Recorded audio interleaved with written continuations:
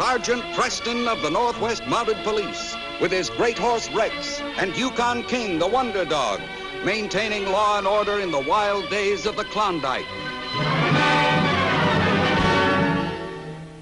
Back to the days of the gold rush as Sergeant Preston with his Wonder Dog Yukon King meets the challenge of the Yukon. This is the Yukon, the territory patrolled by Sergeant Preston.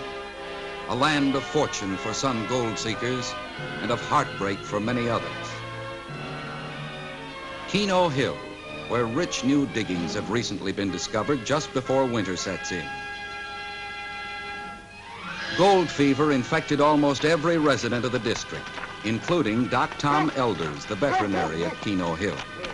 Here we are, Sergeant. All the way through, I bought myself the richest mine in the Klondike. You deserve to win that bet, Tom. Thanks, Sergeant. You'll see. Come along.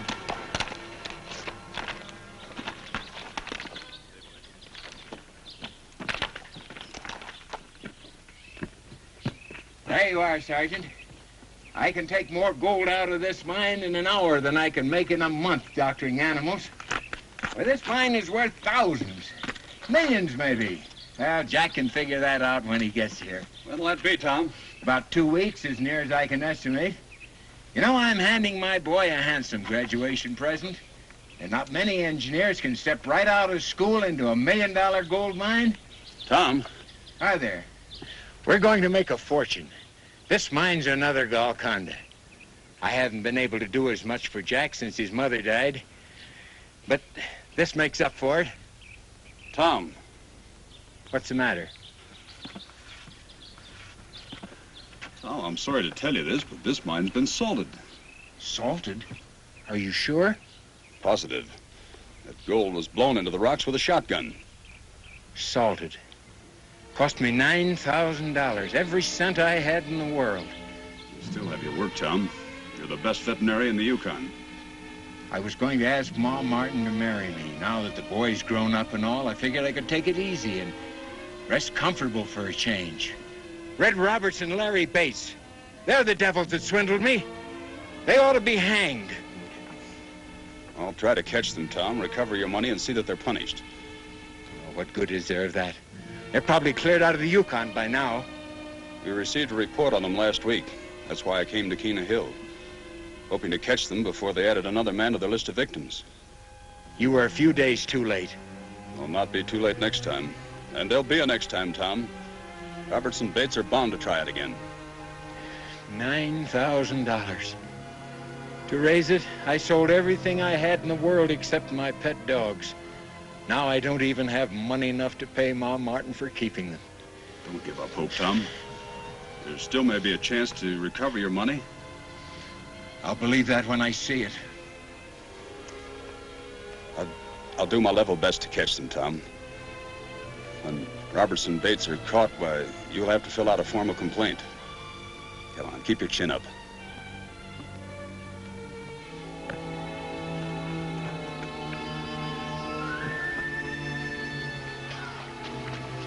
From Keno Hill, Sergeant Preston rode south across the Stewart River toward the next town, Mayo Landing. He went directly to the post office, the clearinghouse for gossip and general information in any Yukon settlement. He wished to leave with the mail clerk the description of the 2 crooks he was pursuing. The mail clerk would pass it along to others. Preston knew that an accurate description in the mind of one man with a sharp eye was as effective as 100 wanted posters plastered over the countryside. From the post office, Preston went to the local assayer and showed him ore samples from Tom's salted mine. The assayer assured Preston nothing similar to these had been brought in to him. Then Preston began questioning people at random. He learned from townsmen that 2 men answering the description of the swindlers had lost close to $9,000 in a poker game, then had headed south. Preston and King followed their route. 3 days later, as he approached Selkirk,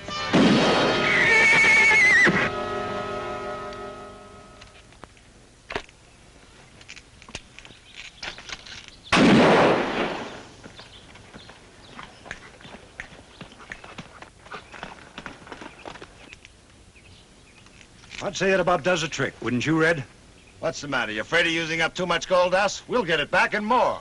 I know that. It's just that that shotgun makes a blame much noise. I'm real sorry to hear that. Real sorry. Gosh, Red, you didn't have to do that. After all, you've shot enough dust into that rock to fool the smartest chichaco that ever lived. The richer the mine, the higher the price. Get me some more shells.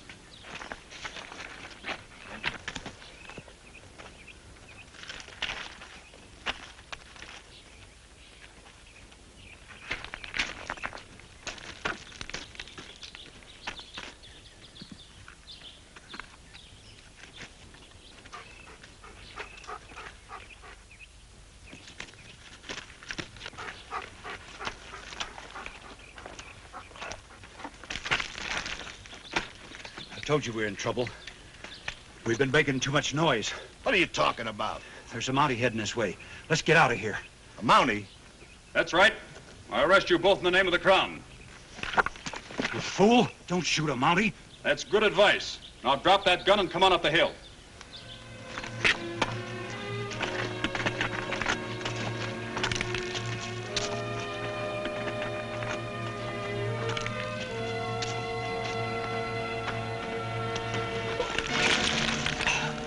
I think I broke my leg. Come and help me.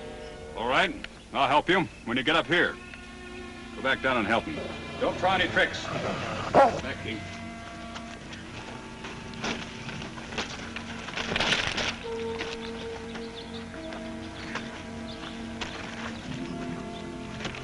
All right, set him down right there. All right, get your hands over your head. Get back over there, against the bank. All the way over. Now guard him, King. Now look at this other fellow's leg.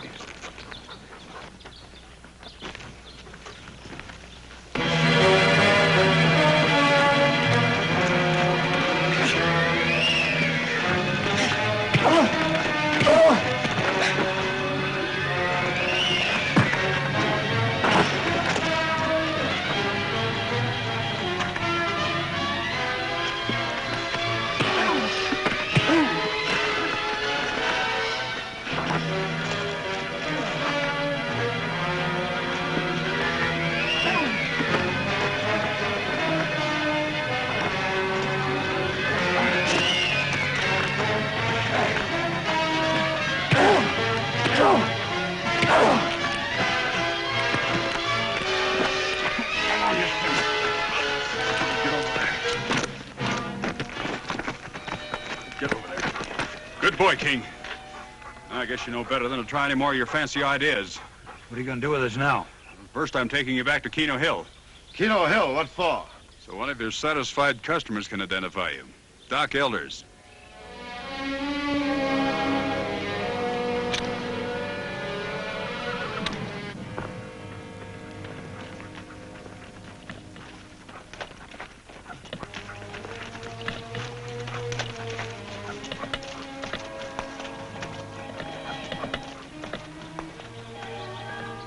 Hello, Tom. Robertson Bates, where's my money, you crooks? I never saw you before in my life. Then I'll jog your memory. Hold on, Tom. It's not the way to do it. They'll get what's coming to them in Dawson. Did you get my money? I'm sorry, Tom. The money's gone. Gone? It can't be gone. They lost it in the poker game. Then it's the government's responsibility. The government owes it to me. You know better than that, Tom. I have a job to do, and I need your help. I trusted you to get my money. You and the government. I trusted everybody in the world.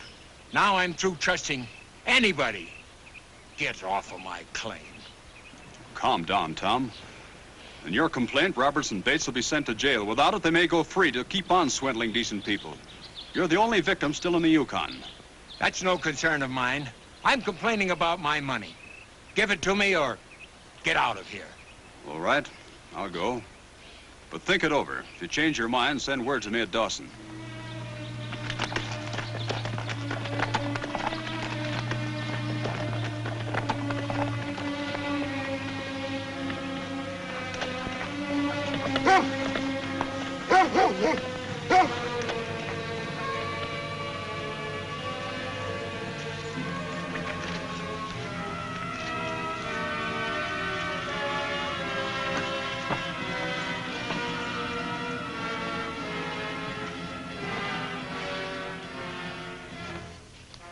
This is a good report, Sergeant.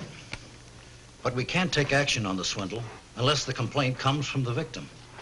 Well, I realize that, sir. But I'm asking that Roberts and Bates be held in jail for their attempted assault on me. We'll do that. But we want them sentenced for what they did to elders, as a warning to other swindlers. Too many of them coming into the Yukon territory. You want me to go back to Kena Hill?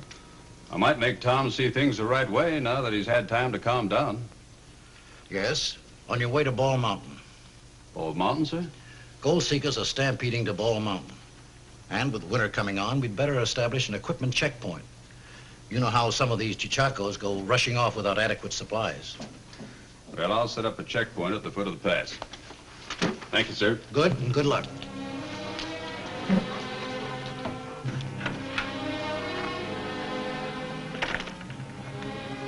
Meanwhile, Tom Elders, bitter, brooding over the loss of his life savings, left Keno Hill, taking with him his pet dogs. He turned his back on humanity and went to live as a recluse in an abandoned cabin on Bald Mountain. They better keep away. They better not try any tricks on Tom Elders. Blast them. Blast them all! Oh, I didn't mean you fellers. I can trust you. You would never let me down. Oh, well, I'm letting you down. Forgot your supper. I'll get it for you.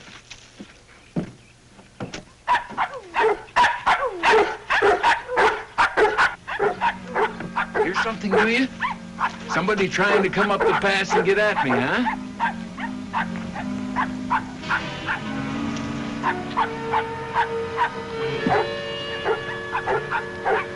Get back!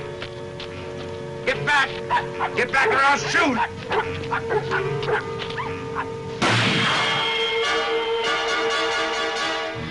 Don't come back! You hear? Don't come back, any of you! The next time any of you lying human thieves comes up the pass, I'll shoot to kill!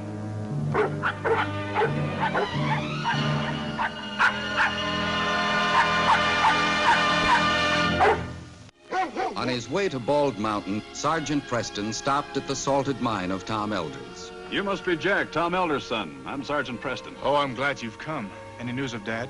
News? Well, he's disappeared. Isn't that why you're here? Why, no. Matter of fact, I came to talk to your father. Say he's disappeared? Well, yes. The last person to see him was Ma Martin. She runs a trading post in town. She and Dad were good friends. Yes, I know. Well, she said Dad disappeared 2 days before I arrived. That was a week ago. Said he was very morose about the swindle. Told her he'd never let another human get within speaking distance of him again. Then he took his dogs, which she'd been keeping for him, and hasn't been heard of since. Well, he can't be very far away. He knows the Yukon too well to take chances with winter coming on. Oh, I'm relieved to hear you say that, Sergeant. I've been so worried, and being a Chichaco, got nowhere searching for him myself. Well, he's probably safe and snug in a cave or abandoned cabin somewhere. Tom Elders will never expose his pet dogs to unnecessary hardships. Poor Dad. Turning bitter and leaving like that for no reason. No reason, Jack? Your father paid $9,000 for this mine, sold his house and practice to raise the money. He got himself a bargain. There's 100 times that much gold in this claim, or I'll eat my brand new diploma. I went through this mine myself, and it's solid with a few shotgun loads of gold dust. Oh, I'm not talking about that so-called mine, Sergeant. This gold deposit is on another part of the property Dad bought from those swindlers. What? Come with me.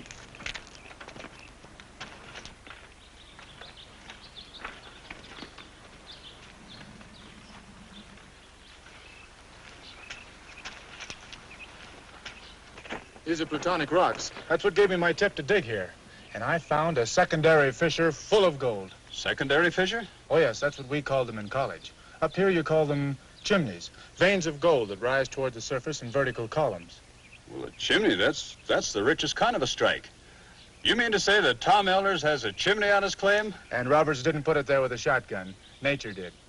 Do you suppose you could chip me out a sample of that ore, Jack? Oh, that's easy with the amount that's here. I want to show it to Tom when I find him. He'll find it as hard to believe as I did unless he actually sees it.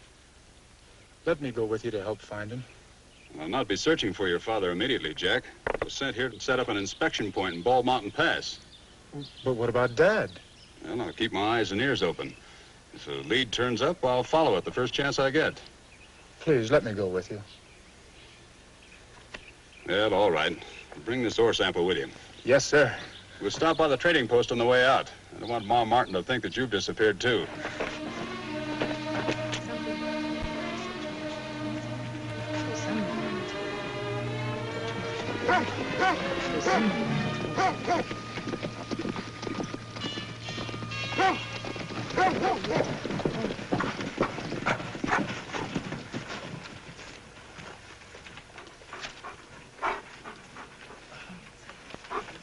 Thanks goodness you're here, Sergeant. Glad to see you, Ma.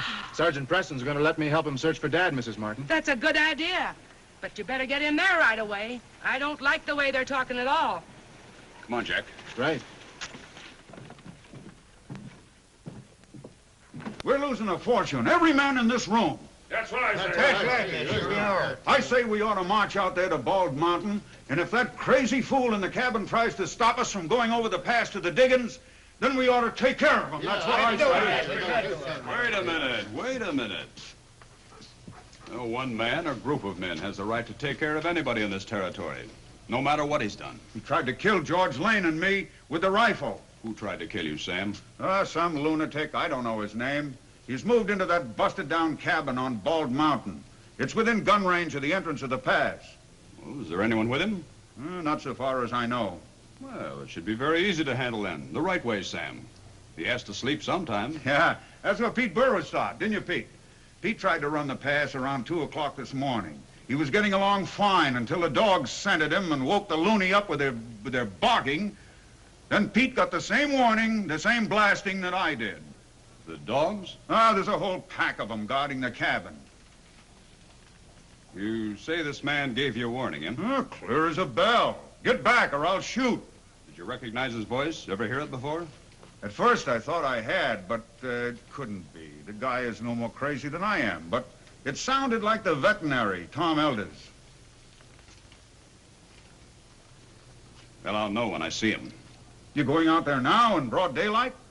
It's my job, Sam. He'll shoot you down. He'll shoot even though you're mounted. But you don't understand, Sergeant. He won't respect your uniform. Maybe not, Sam, but I do. All right, Jack. Don't worry about it.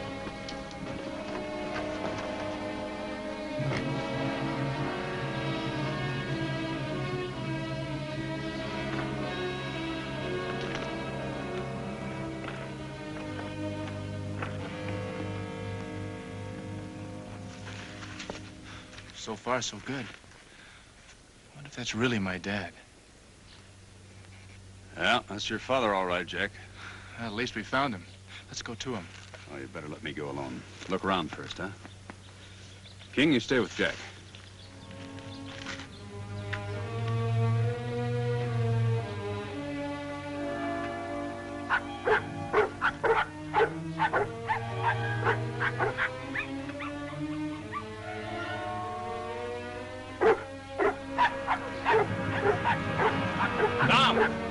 Tom Elders!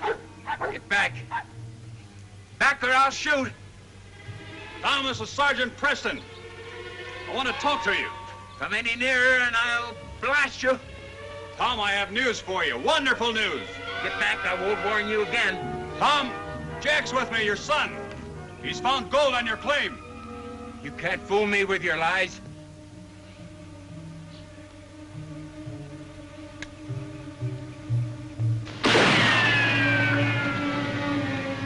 You're not aiming at me, Tom. You've got more sense than that. Come any closer and I will aim. Listen to me, Tom. I've got to talk to you. Go away, Sergeant. I don't want to have to shoot at you. Well, I'll have to try another plan.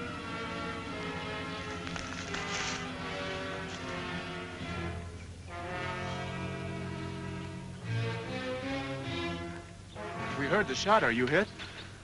No, he wasn't trying to hit me. I can't understand it.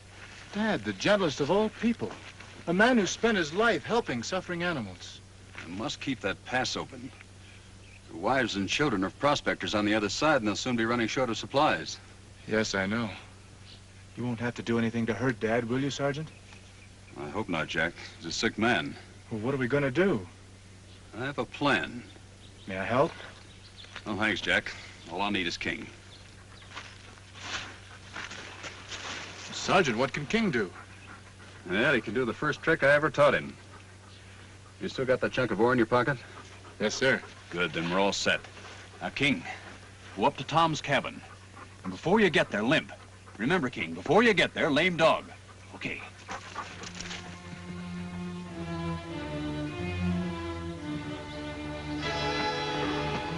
I think it's gonna work.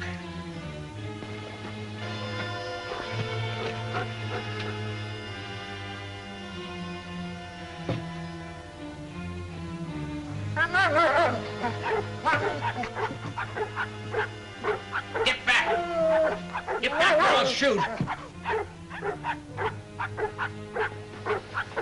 It's not a man. It's a dog. He's hurt. He's limping. I'll have to take care of him.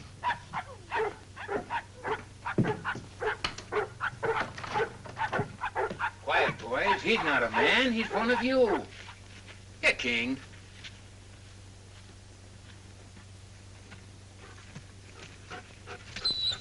Oh, you know right where to come when you got hurt. Yes, sir. Right to old Doc Elders.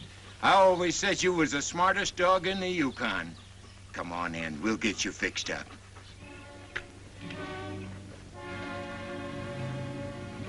We'll get you fixed up in no time, just as soon as we find out what's the matter.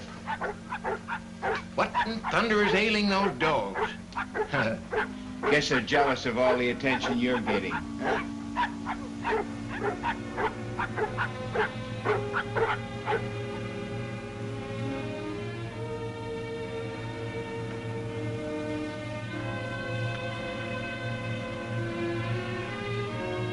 That's funny. No cuts, no bones broken. Doesn't seem to be anything the matter. What's that? I'll take the gun, Tom. Sergeant Preston, you tricked me. You sent King here. Yes, Tom, but... You tricked me, both of you. He's not lame. Look at him standing there on 4 legs. I'll not trust animals after this. It was for your own good, Dad. So we could get close enough to talk to you, to tell you the truth. You after me, too? My own son. It was hard enough hiding from people up here when I knew you were going to arrive in the Yukon any day. But now I can see. You're just as bad as the rest of them. Show him the ore, Jack. Dad, you're worth a fortune despite those swindlers. I chipped this from a formation exactly 50 yards from the entrance to your shack. Come back with us, I'll show you. There's a rich deposit of gold in a chimney on your salted claim. It's a trick. I don't believe it. Take a look. Go on, look at it.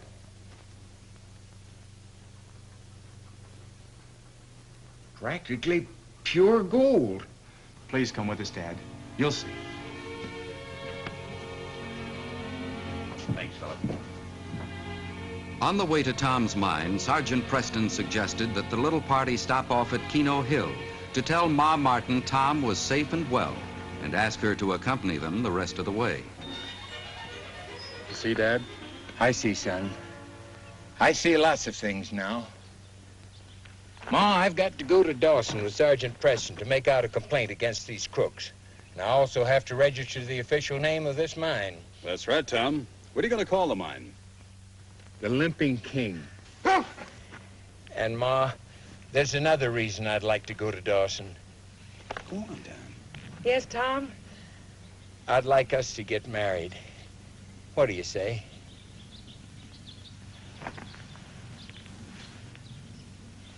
Come on, King. Show us that trick. The one that brought me back to people I can trust and love. Lame dog, King. Lame dog. That's right, King. This case is closed.